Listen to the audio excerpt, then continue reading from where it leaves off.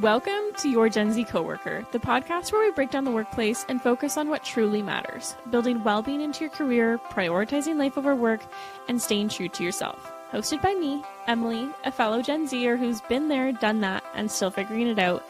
This is your space for real talk career advice, workplace trends, and actionable insights that put you first. From ditching outdated office norms to embracing the freedom to thrive authentically, I am here to guide and inspire you. So grab your coffee or snack of choice, hit subscribe, and navigate this work-life thing with me on Your Gen Z Coworker.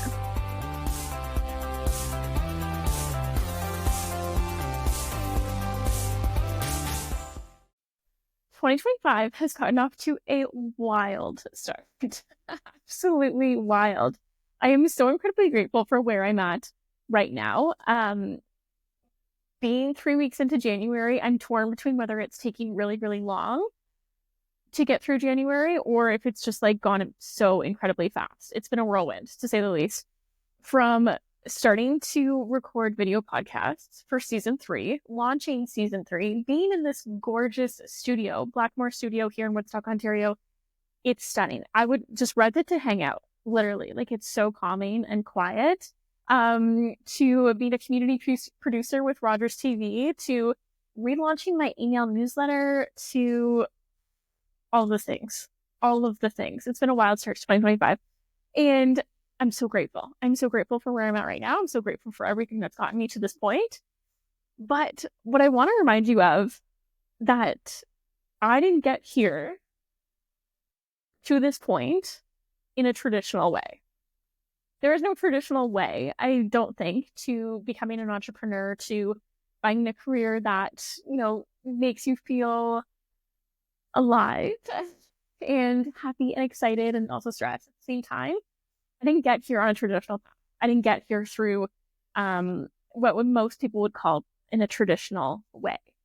It's definitely been a winding, crazy roller coaster of a ride to get to these milestones, to be able to launch season 3 of a podcast, to be able to be on TV. I watched my first episode live on RogersTV and yesterday evening, and I'm still kind of in shock. It doesn't actually feel real to me that I'm there and I'm doing this, and it's such an incredible opportunity, and I'm over the moon. I'm over the moon. But in order to get to where I'm at today, what I want to talk about is that it's season 3, episode 3. So I thought it would be, add another 3 in there. I thought it would be perfect to just be like, these are the 3 things that I did a heck of a lot differently to get to here, to get to where I am. So kind of the 3 things that I'm going to be talking about today are my absolutely crazy career journey thus far. I'm going to be talking about how being authentically who you are is the biggest strength that you can bring in your career journey and honestly just in life. And my last one, which is kind of my favorite, and we've seen it all over the internet for the past few months, past year, how being Delulu is the Solulu. This is what we're talking about. And you're like, Emily, what are you talking about? We're going to dive into it.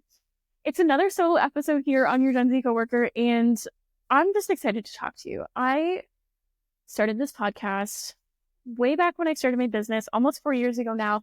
And it's kind of like just the way that I can talk to you is like how I talk to a coworker, right? If I had coworkers. I don't have coworkers anymore. I'm a solopreneur, but how I used to talk to coworkers, and how I can lift you up or teach you something new or just be there to kind of talk things through with. That's what I'm all about. That's what this podcast is about. This is what I'm so excited about. So in this whole episode, I'm just pulling back the curtain of how I got to where I am today, and what shaped this journey for me to get to this point. And I talk about getting to this point and being here and being so proud of where I'm at. This is not the end. I'm incredibly proud of where I'm at right now. And I think acknowledging these milestones, celebrating them, and recognizing that you made it this far means that you can go so much further. And that's exactly what we're going to be diving into today. If you remember back in episode 1 when we were talking about how do you define success, and what does success look like for you? This is success right now, but I have a whole other dream of what success looks like going forward. So yeah, let's dive into it. Let's take it back. Take it back to 2012, I think. I think that's where I started. 2012 must have been the year that I started working. So I've had a lot of jobs, a lot. And there's some people who will listen to this and say, oh my gosh, me too. I've had a lot of different jobs. And other people will sit there and listen, I have not had that many jobs. And I think that's just absolutely crazy. And that's fine. I roll with it. Back in 2012, I started my first quote unquote real job. I'd had a paper route before. I've done babysitting. I've done all those little like odd jobs. But my first real job was working at Tim Hortons. So I was a Timmy's girl. Shout out to all the Timmy's peeps out there.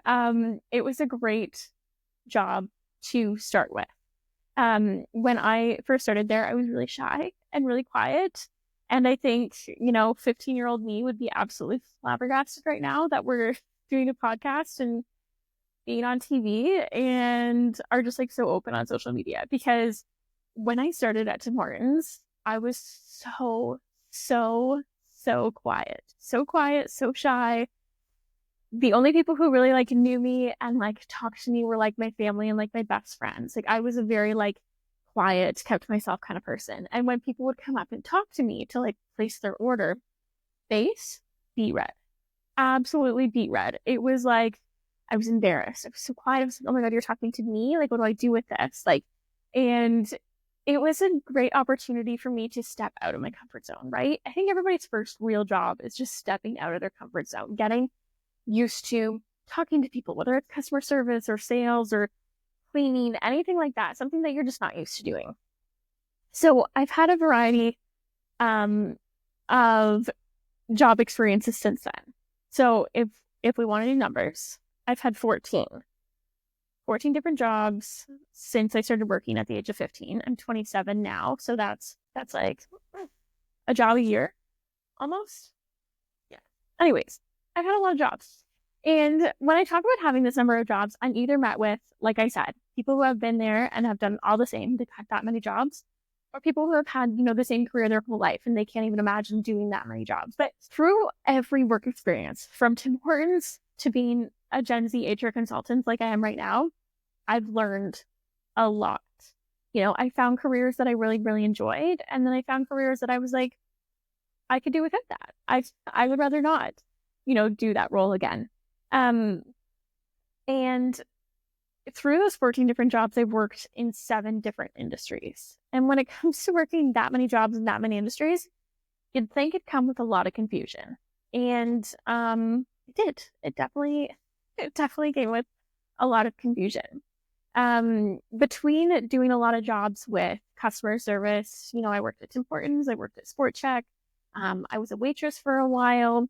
Those were some great starting points for me to get me out of my comfort zone, to start talking to people, to get that experience in customer service. Once I hit university was where I started to get my actual big girl or corporate work experiences. So once I started university, I was in the co-op program at the University of Guelph, and I was able to take on a lot of different roles because of the co-op program. So you were given 5 different work terms, and I took advantage of that and I did 4 different placements. So I went to work in 4 different places. So the first one being I worked in African Lion Safari for a summer. I worked for the Canada Revenue Agency for 1 semester. I was an income tax auditor. No one likes you as an income tax auditor, period. And then I worked at an accounting firm for a semester. Then I worked 2 semesters at a tourism corporation, so a provincial tourism corporation. And so those were all different work experiences, accounting, finance, tourism, corporate sales, safari. Like there was a lot of depth there. And between that variety, I was able to kind of pinpoint, this is what I really enjoy doing and this is what I don't enjoy doing. And what I really encourage people who are feeling stuck in their career or just like not sure what what they want to do or where they want to go, I encourage you to take a chance. Take a chance, make a change, find another role that's going to work best for you.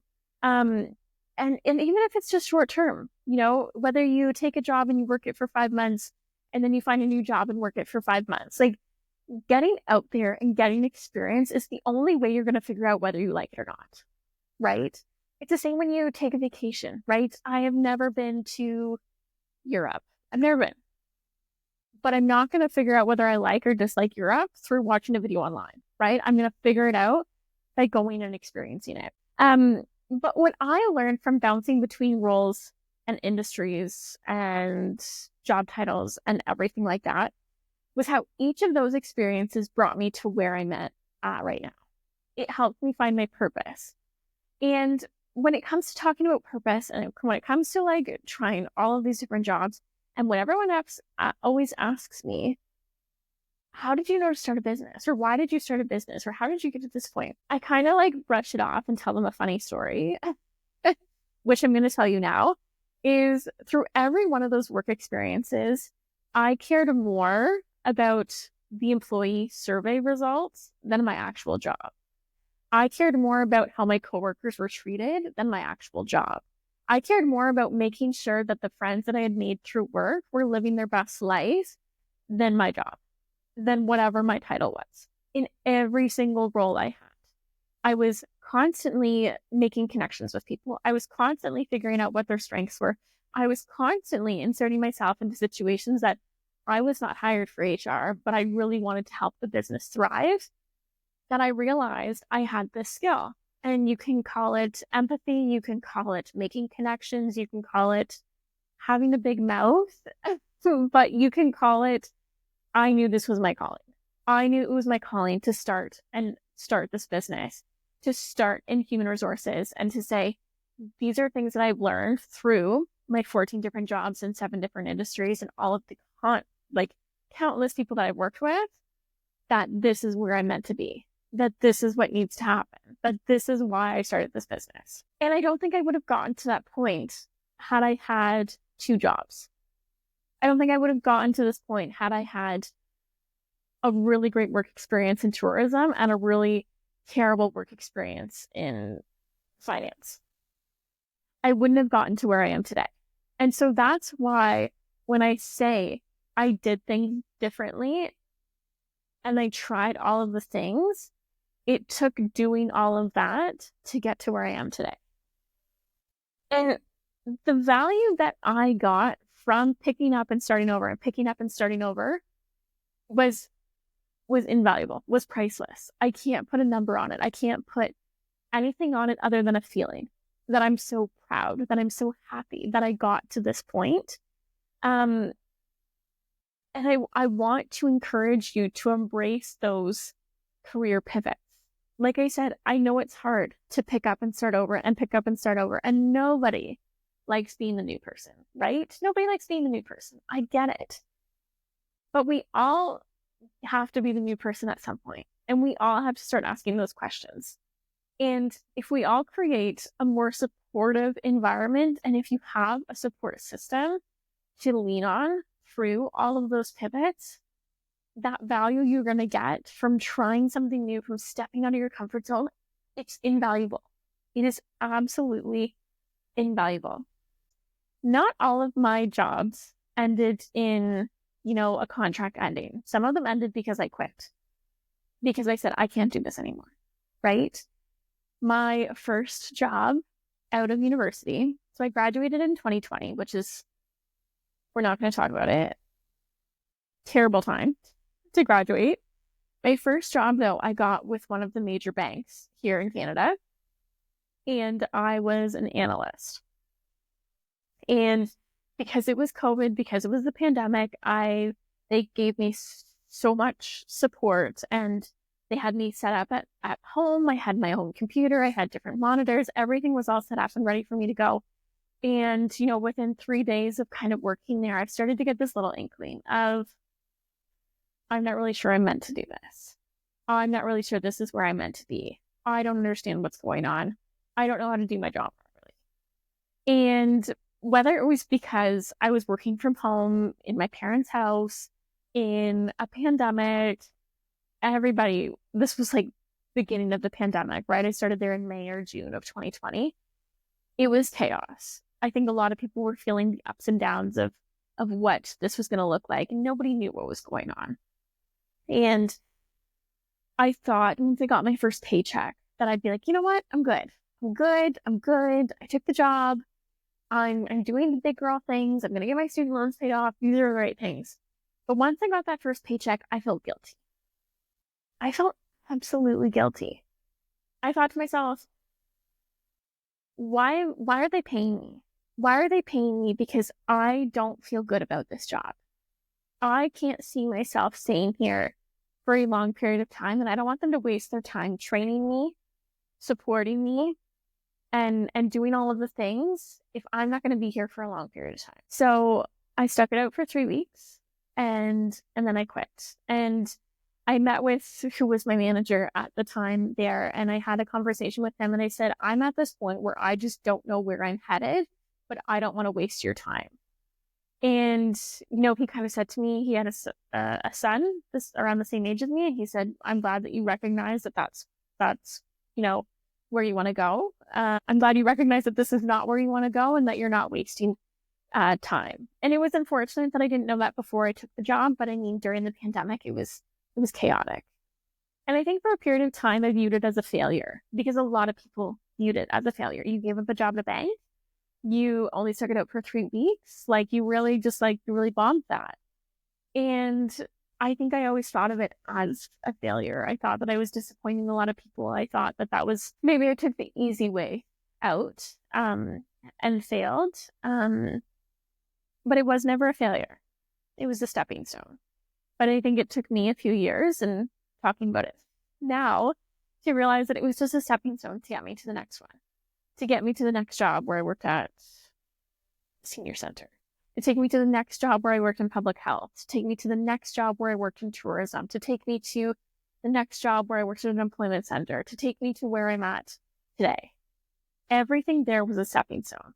Every job I quit, every contract that ended, every job application, interview that never panned out, it was never a failure. It was just a stepping stone.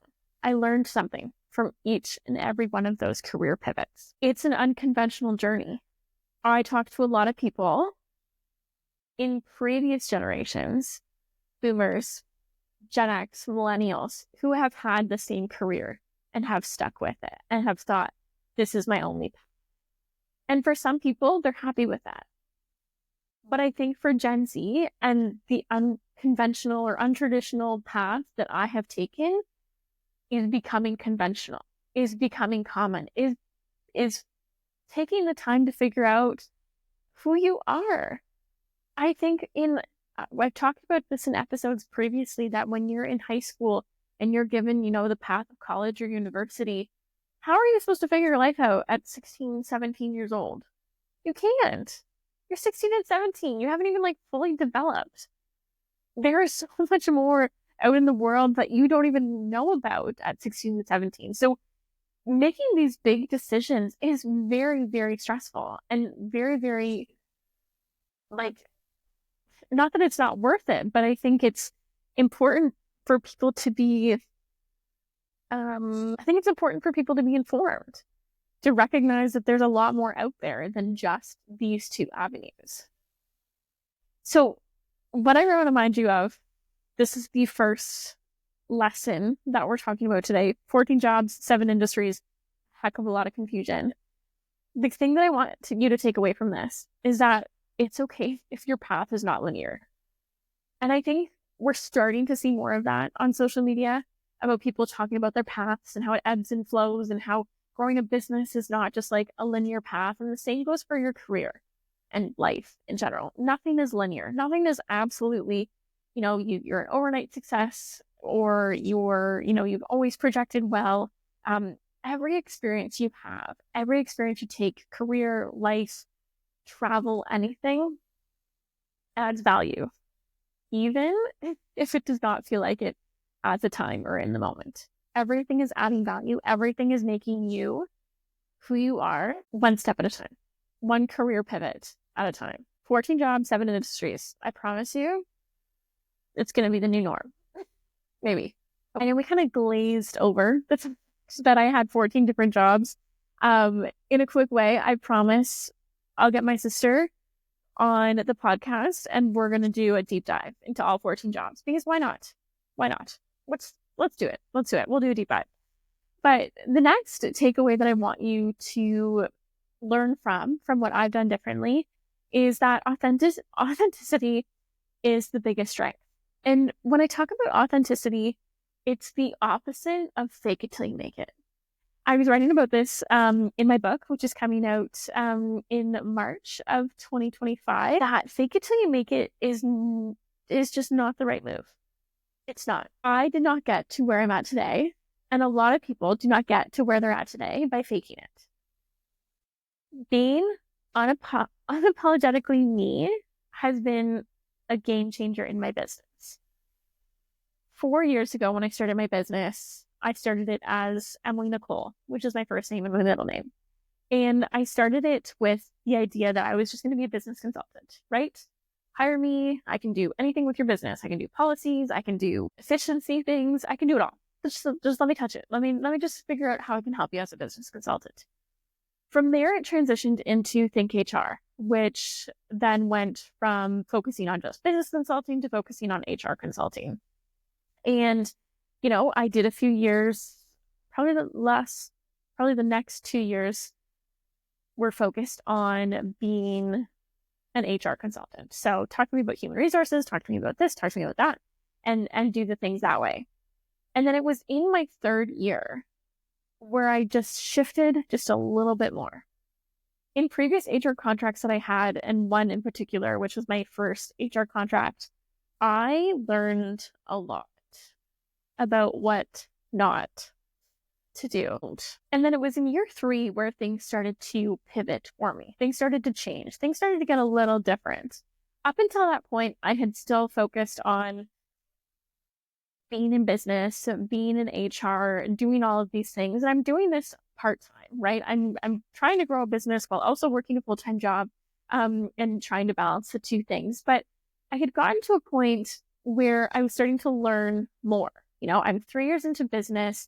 I've had a lot of HR contracts, and I've learned the things that I like doing, the things that I don't like doing. I've gotten some really critical feedback, and I've also got some really good glowing feedback. And it was in year 3 where I started to shift and think about things in a little bit of a different way. And I can't tell you the exact point where it started to shift for me, but I had been met one too many times by people who have said, you're too young to be in this business, or you don't know enough, or are you sure you know what you're doing? And I thought to myself, yeah, I do know what I'm doing. And I think sometimes when I'm faced with that critical feedback, I'm very quick to be reactive and say, obviously, I know what I'm doing, right?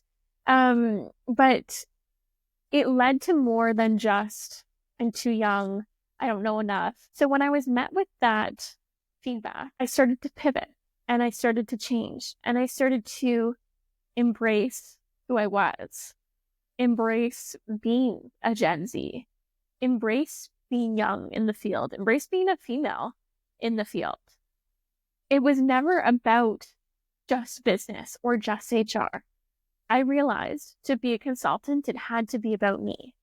It had to be a business that people could trust me, who could understand me, who could relate to me. And I thought, what better way to get people to relate to me by just being me, by being Gen Z. And that's when things started to shift for me. I started to talk more about being Gen Z. I started to talk more about how to work with Gen Z, how to understand Gen Z, how to navigate a multi-generational workplace, about all of these things that recognize the fact that Gen Z is the generation that you're going to be hiring for the next 10, 20, 30 years. So if you don't understand Gen Z, if you don't understand this young generation, if you don't know how to work with a young HR consultant, how are you seeing sustainability and how are you seeing success going forward? And it was that pivotal moment for me that being unapologetically Gen Z, launching your Gen Z coworker as the new brand of the podcast, and posting about just being me and what I believe in and what I value and what this generation values as a whole has opened an incredible number of doors. Like speaking to a crowd of 600 people, like having a partnership with RogersTV, to being in this gorgeous studio, to working with the amazing clients, business and career that I have today, would not have happened if I didn't embrace who I was. If I didn't post about how I compete in triathlons, if I didn't post about the silly, goofy mistakes I make on a daily basis, if I didn't make this podcast talking as who I am, and it's how I would have a normal conversation with someone, that this is who I am. And I'm able to connect with my audience in a way that I never thought I could. How I have, posted, I did my first solo camping trip last year because I was like, this is something that's me. This is something that I love. This is something that I prioritize. And I'll post about it and I'll talk about it. And it starts the conversation. And all of these things that I value, that I embrace, that I prioritize in my life is what my business is all about, right? When I talk to you about the 3 pillars of what my business is, it's individuality, it's well-being, and it's life over work. It's Gen Z. It's Emily in a nutshell. And I believe that each of us can find this happy medium, or whatever you want to call it, of a career if we just embrace who we authentically are. Because how are we to work for a third of our lives just doing fake it till you make it? It's draining. It's exhausting. Faking who you are. And I want to talk about the fact, yes, there are challenges of being authentic in a world that pushes conformity. And I think a lot of us in the current state that we're in right now are feeling really concerned about being who we are, embracing our individuality. And even though we're in a world that wants you to look a certain way, feel a certain way, believe certain things, I just don't think that that's how we can thrive sustainably as an individual, as a community, as anything going forward. I believe that we can all lean into our strengths and our passions, even if they feel unconventional, even if it feels like we're going against the norm, and find whatever form of success is best for us. I truly, truly think so. I have always been one to challenge the status quo, to open my mouth and try new things. And I have never been met with yes all of the time, right? I have never been met with people who are just like absolutely enthralled with what I'm doing. I meet challenges. When I speak up in front of hundreds of people, I can't guarantee you that 50% of them agree with me and 50% of them don't. And that's a challenge that I'm willing to take. And not just becoming authentic, being authentic at work and in life is worth it, to say the least. It's worth it. We only get one of these lives. You get one life. And I don't want to spend it faking it with people that I don't want to fake it with, or faking it in a job that's not meant for me, or faking a life that's not my life. Embrace who you are till the day you die. That's it. That's all I want to talk about. Because when you are authentically you, you draw the right people to you. You draw the right opportunities to you when people understand exactly who you are. And I want to kind of pose this question for you. What part of yourself have you been hiding that might just be your biggest strength? What part of you have you been hiding that might be your biggest strength? It's reflective. I want you to think about it. Lean into those strengths and passions, even if they feel unconventional, even if you feel like you're going against what everyone else is saying. It's worth it. It's so worth it to find the right people, to find the right opportunities, to find the right career. Authenticity is the biggest strength. And I know I talked about this in episode 1, but it's crucial. It's crucial to where I'm at today. Authenticity is magnetic. It leads to better opportunities, and it also makes your work and your life way more fulfilling. I promise I'm done talking about authenticity for now. The last lesson, 3 of 3, that we're talking about today, in terms of the things I did differently to get to where I'm at today, is we're going full Gen Z here. We're going full Gen Z verbiage right now. Being Delulu is the Salulu. I know you've seen it. You have, if you're on social media, you would have seen it somewhere. Facebook, Instagram, TikTok, whatever. It's been there. It's happened. This saying came out, whether it came right from the Gen Zs, I don't really know. But the term Delulu is delusional. Salulu being solution. So being delusional is the solution, is essentially what we're saying. But it's been a really big mindset for me. It's been a really big change and shift in how I operate my life, my business, all of the pieces that have gotten me to where I'm at today. It's been a key mindset for you. So the way that I've kind of embraced this is I have had this weird phenomenon-ish, whether you call it a phenomenon or not, that typically when I start to feel really, really stressed, I will, have a stressful breakdown. I'll have a good cry. Something bad would have happened, or I'm just like getting really in my head about some things. I get really stressed out and I get really worked up and I have a good cry. And typically when that happens, within a few minutes, within an hour, within about a day, something comes through to me that says you're on the right path. And it happens when you least expect it. The breakdown first, and then the solution. But essentially, and I don't know if this is some outer being universe saying that, you're on the right path, you're doing the right thing, someone's looking out for me. I appreciate that. Please continue it. But it's about being a little bit delusional about those goals, right?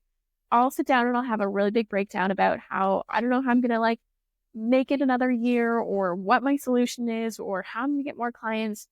And then typically the universe comes at me with, oh, we just booked you a speaking gig. Oh, there's this client who's just really happy with the work that you did. Oh, there's someone reaching out to you to talk more about what you do because they want to do the same thing. And I thought to myself, really? Are you sure? It comes to me when I least expect it. And I think being a little delusional or being a little kooky, whatever you want to call it, about these types of things is the solution. And the reason I say that is because I think we start to take it a little less seriously because we just know things are going to work out. We just know things are going to come together. And I have taken that rejection. I've taken rejection. I've taken setbacks.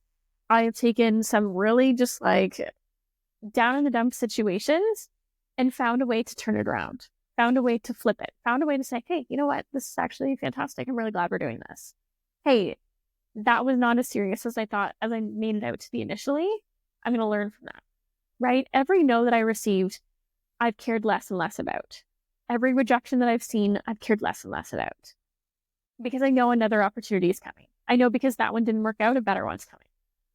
And whether you call it delusion or optimism, whatever, it has helped me as an individual in my business.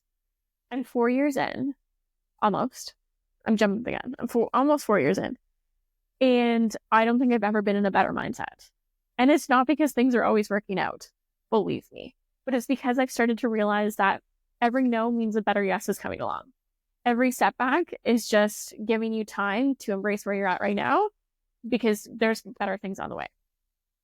The power of believing in your vision, in finding that right career for you, in making sure your employees are happy, in getting to that bigger vision, that bigger growth goal for your business or just in life, buying a house, anything like that. The power of believing in your vision, even when it feels out of reach, even when it feels like other people just don't get it, which I've been met with a lot. Nobody gets what I do. There is such power in believing in it, in believing in yourself. And what better way to have your success story? To, once you hit those goals, to say, yeah, I did that because I believed in it, because I was unwavering in my vision. And really often people, we give up, right? We give up on our goals, we give up on things, we deem it as a failure, and we just moved on. And especially for small businesses, right? The first, what do they say? The first 5 years, you're not even turning a profit. A lot of people quit within the first 2 years. There's a lot that goes on. There's a lot that needs to change in terms of your mindset, in believing in it. To get into this Delulu mindset, you have to be Delulu. You have to be delusional. You have to really sit there and think, I'm a little crazy for thinking that these things are real or thinking that these things are going to happen, but I'm going to believe in it anyway. Ways that you can adopt this Delulu mindset, if you're feeling like, I don't think I can do that, I don't think being delusional is the choice for me, just hear me out. Tune out all the naysayers and just focus solely on your goals. If people say you can't do it, use that as fuel. If people say, I just don't really believe in it, use that. But you believe in it, and you think that it's a good point, and you think that whatever that goal is, you can achieve it. Focus on that. Reframe rejection as redirection, like we talked about. Just because you were rejected here doesn't mean that you're going to bounce back from that and go this way, and it's going to be a better direction for you. Reframe it. And then set really big, really bold, really crazy goals without overthinking how you'll achieve them right away. Because I've seen countless Instagram reels, I've read countless books, self-help books, I'm like a little geek for them, about how so many of us set goals and then just automatically think of the goal and think, oh my gosh, how am I ever going to get there? And then they never take a step forward. Just think about taking one step. Set the big goal off the goal, believe that it's going to happen, and then just slowly start taking steps towards it, or quickly, however fast you want to do it. I'm not going to judge you. Take those steps. Take those first few steps. Figure out what those first few steps are and just go with it. Be Delulu. Get delusional about it. It's so worth it. It's so fun. Don't stress right away about how it's not going to happen or how nothing's changed in the last year. Consistency is key. Being Delulu is the law. It all comes together. And I want to emphasize that this mindset is not about ignoring reality, right? It's not about ignoring your responsibilities and life and all the things you need to do, but refusing to settle for where you're at. Setting these big lofty goals and saying, this is where I'm going, this is what I'm doing, this is what I want to do, and just making sure that you're making the right steps to get there. You're not settling where you're at. You're not saying, oh, well, this is it for me, I'm just going to settle. We're not doing that. We're being Delulu. It's so powerful to just believe in your vision and believe in yourself. And I think really often people before me have given up because of naysayers, because they didn't know how to take the first step, because they got rejected and said, well, that's it, I'm done. And this is something that I did differently, right? I shifted my mindset. Optimism and self-belief are superpowers, right? They're superpowers. They're great. They're fantastic. Dream big. And don't let other people's doubts dictate your absolutely incredible potential. I want to share with you in closing these really important pieces of embracing that nonlinear career path, right? 14 jobs, 7 industries. We'll dive into it another day. This is a non-traditional career path, and it got me to where I am today. So not always following the traditional way is always the right way to go. I have no idea if that made sense, but I hope you're still with me. Authenticity is a strength, not a weakness. I'm not talking about it anymore. Just be yourself. And delusional optimism fuels success, whatever success looks like for you. And as we're kind of wrapping this episode up, I really want to reflect after talking with you in a solo episode. Is kind of fun. I do really enjoy having guests on the podcast. But I think having these one-on-one conversations with you and whoever's on the other side of this screen it's intimate and it's special, and it's really important to me that I've gotten this far, that I've gotten to this point. And I'm not going to sit here and say my version of success is your version of success. I'm not going to sit here and say that this is everything I've ever dreamed of, and I'm stopping now.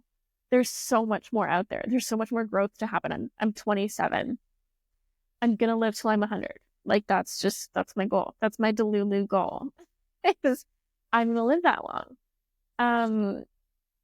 And I'm here talking about my experience and shooting my own horn for a little bit, for the next, few more minutes, because other people need to hear this. Because other people need to recognize that success is not just for the big people who have millions of followers. Success can happen in a small community. Success can happen to every single one of you if you adopt being yourself, if you adopt recognizing that just doing one path is not always the right way to go, and being just absolutely delusional about where you're at.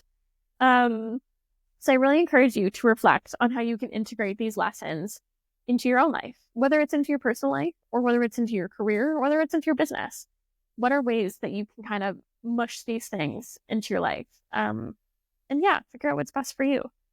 As always, I truly invite all of the feedback. Feel free to send me a message on Instagram. Follow me on Instagram at m.thinkhr. Tell me your stories. Share some questions. What do you want me to talk about in future episodes? What guests you want me to have? Feel free to reach out. You can also email me, emily@thinkhr.ca. Again, so grateful to be in this absolutely beautiful studio, Blackmore Studio here in Woodstock, Ontario. And stay tuned for next episode, which will have another fun guest on it. And thanks everyone for tuning in. I'll talk to you next time. Talk soon.